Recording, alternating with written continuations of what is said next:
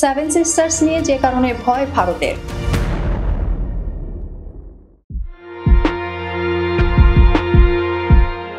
কখনো কখনো নাকি সময়ও থমকে দাঁড়ায়, কিন্তু ভারতের দাদাদের চলবাজি কখনো থেমে থাকে না। ওরা ওদের মতো করে ঠিকই ষড়যন্ত্র করে যায় দিনের পর দিন।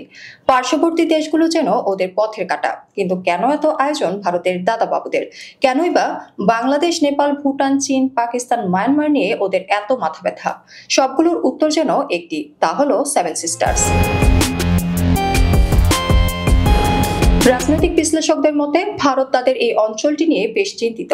একটুখানি ভুল করলেই ভারতের মানচিত্র থেকে আলাদা হয়ে যেতে পারে দেশটির উত্তর পূর্বাঞ্চলীয় রাজ্যগুলো। অন্তর্বর্তী সরকারের প্রধান উপদেষ্টা ডক্টর মোহাম্মদ ইউনূস দায়িত্ব গ্রহণের আগে ভারতীয় এক প্রভাবশালী গণমাধ্যমকে দেওয়া সাক্ষাৎকারে ভারতকে জোর গলায় সতর্ক করেছিলেন যে বাংলাদেশ অস্থিতিশীল হলে তাদের সেভেন সিস্টার্সও ঠিক থাকবে না।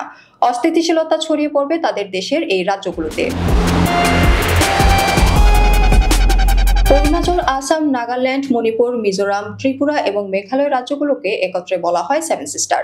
একসময় সেভেন সিস্টার্স এর বেশিরভাগই অবিভক্ত বাংলার অংশ ছিল। তাদের মধ্যে এখনো দেখা যায় বাঙালি সংস্কৃতি আর বাংলা ভাষার প্রভাব। মাঝে মাঝেই আবার স্বাধীনতার আন্দোলনও গড়ে ওঠে ওদের মধ্যে। আর বাংলাদেশ থেকে বেশ কাছে অবস্থান হওয়ায় এই প্রদেশগুলো নিয়েই তাই ভারতের মোদী সরকারের কপালে বরাবরই চিন্তার ভাঁজ দেখা যায়। এই রাজ্যগুলোতে যেতে হলে ভারতকে আবার ব্যবহার করতে হয় শিলিগুড়ি করিডোর, যা চিকেন নেক নামে পরিচিত।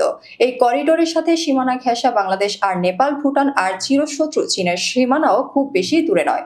মূলত এজন্যই বেশি চিন্তিত ভারত। ফ্যাসিস্ট হাসিনার সময় ভারত বাংলাদেশের সমুদ্র সীমা, আকাশপথ ও সড়কপথ ব্যবহার করে খুব সহজেই তাদের দেশের পণ্যগুলো পৌঁছে দিত সেভেন সিস্টার্সের রাজ্যগুলোতে। কিন্তু ক্ষমতার পালা বদলে ভারত হারিয়েছে তাদের সেই সুযোগ। তারা বাংলাদেশ আর দেশের জনগণকে প্রাধান্য না দিয়ে পক্ষ নিয়েছে গণহত্যাকারী হাসিনার। এতেই যেন কপাল পড়েছে ভারতের দাদাবাবুদের।